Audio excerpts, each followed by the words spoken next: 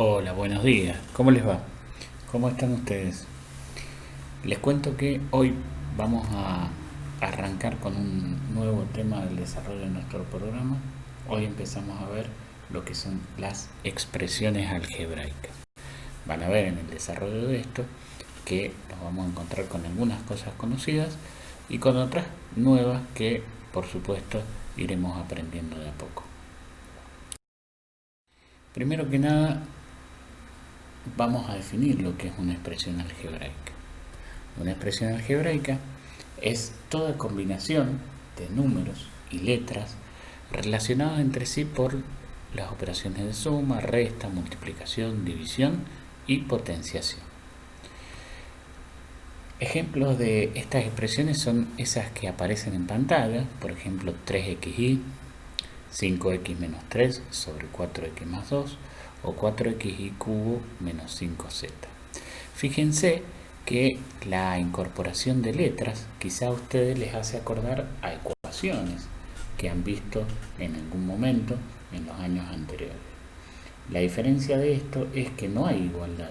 Una expresión algebraica no contiene una igualdad necesariamente, sino que es una expresión de números y letras que se utilizan mucho después en problemas de aplicación donde nosotros queremos modelar alguna situación de la realidad, modelar alguna magnitud que no conocemos y como no la conocemos le ponemos una letra, ¿sí?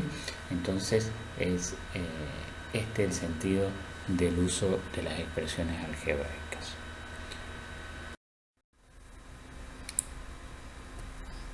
Dentro de las expresiones algebraicas que podemos encontrar se hallan las expresiones algebraicas racionales y dentro de ellas hay dos grandes grupos, las expresiones algebraicas enteras y las expresiones algebraicas fraccionarias. Esos nombres, esas caracterizaciones tienen que ver con la forma en la que está afectada la letra de la expresión algebraica. Por ejemplo, en las expresiones algebraicas enteras, las letras están siempre afectadas por exponentes que son números naturales, esos que usamos para contar, o cero, ¿sí? En las expresiones algebraicas fraccionarias, en cambio, las letras están afectadas por fracciones. Fíjense que en los ejemplos se observa que, por ejemplo, la x aparece como denominador de fracciones. Esas expresiones algebraicas fraccionarias ustedes las van a trabajar mayormente durante tercer año y cuarto año del secundario. En este año nosotros nos vamos a concentrar en lo que se llaman expresiones algebraicas enteras, que también son conocidas y así las vamos a nombrar como polinomios, ¿sí?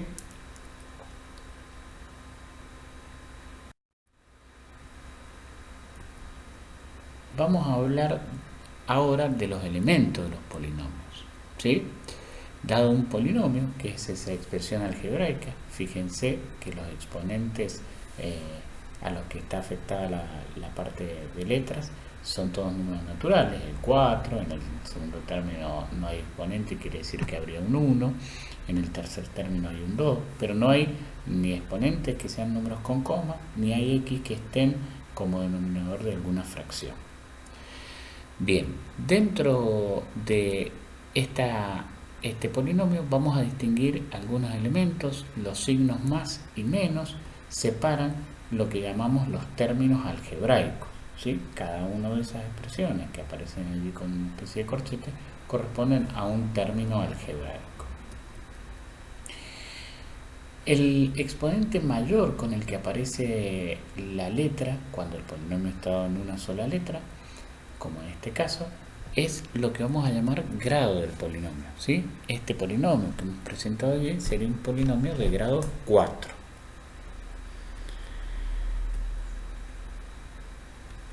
Los números que aparecen en cada término los vamos a llamar coeficientes.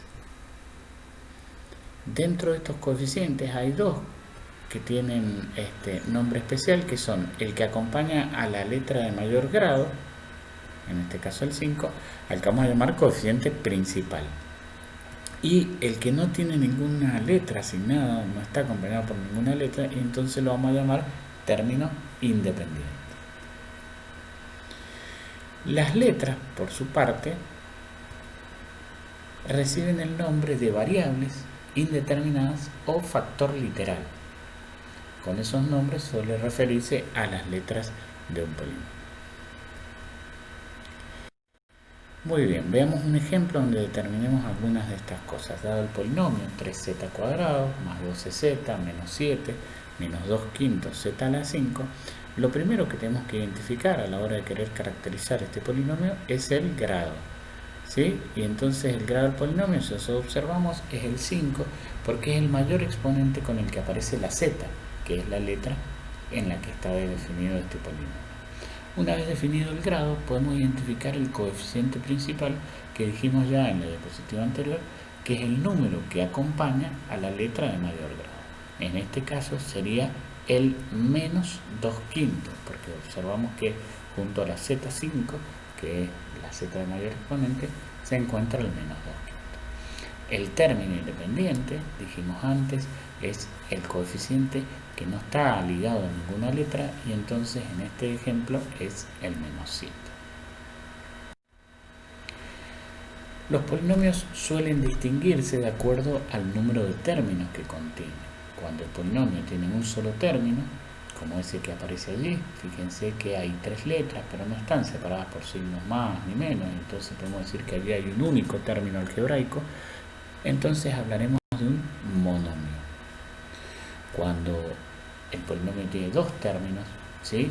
Allí vemos que solo aparece una letra, la x, pero aparece 2 términos porque hay un signo más que separa a cada uno de ellos, entonces hablaremos de un binomio. Si el polinomio tiene 3 términos, hablaremos de trinomio. Si tiene 4 términos, hablaremos de cuatrinomio. Y de allí en adelante, cuando tenga 5, 6, 7 u 8, hablaremos de un polinomio de 5, 6, 7 u 8 términos. Por ejemplo, el caso que se presenta en esta diapositiva sería un polinomio de 5 términos. ¿Sí? Bien, veamos por último el orden y completamiento de un polinomio. Muchas veces veremos que para hacer operaciones nos resulta muy útil que el polinomio esté ordenado y completo. ¿Qué quiere decir eso? Dado un polinomio cualquiera, como ese que aparece en la pantalla, lo que vamos a hacer es ordenarlo. Para poderlo ordenar, vamos a identificar dentro del polinomio el grado, es decir, el mayor exponente con el que aparece la letra, la variable, la indeterminada. En este caso es el grado 5. Entonces vamos a empezar a ordenar el polinomio en forma decreciente, que es la forma más frecuente con la que se realiza el orden. Ordenarlo en forma decreciente según el grado. Querría decir eso que primero vamos a escribir el 2 y a la 5. Fíjense que al 2 lo pongo sin signo porque es positivo de acuerdo al polinomio que me han dado. Después del i a la 5 tiene que venir el i a la 4 y entonces a continuación de 2 i a la 5 voy a poner menos 7 i a la 4. Fíjense que respeto el signo del signo. Después del i a la 4 tiene el i a la 3 y entonces vamos, como no tiene signo adelante, es positivo, vamos a poner 6 i a la 3. Después de eso tiene que venir el i a la 2, pero si nosotros miramos el polinomio no aparece y allí viene la parte que llamamos completamiento del polinomio. Vamos a agregar ese i a la 2, pero para que la expresión algebraica no se modifique vamos a agregarlo con un 0 y entonces vamos a decir más 0 i a la 2, ¿sí? Luego viene el i a la 1, que sería en este caso el i que no tiene exponente, y entonces ponemos más i. Finalmente escribimos el término independiente. ¿Se entiende? Veamos otro ejemplo para repasar esto. Por ejemplo, tengo el polinomio 5z menos z a la 6 más 3z a la 4 más 2 menos 3z cuadrado.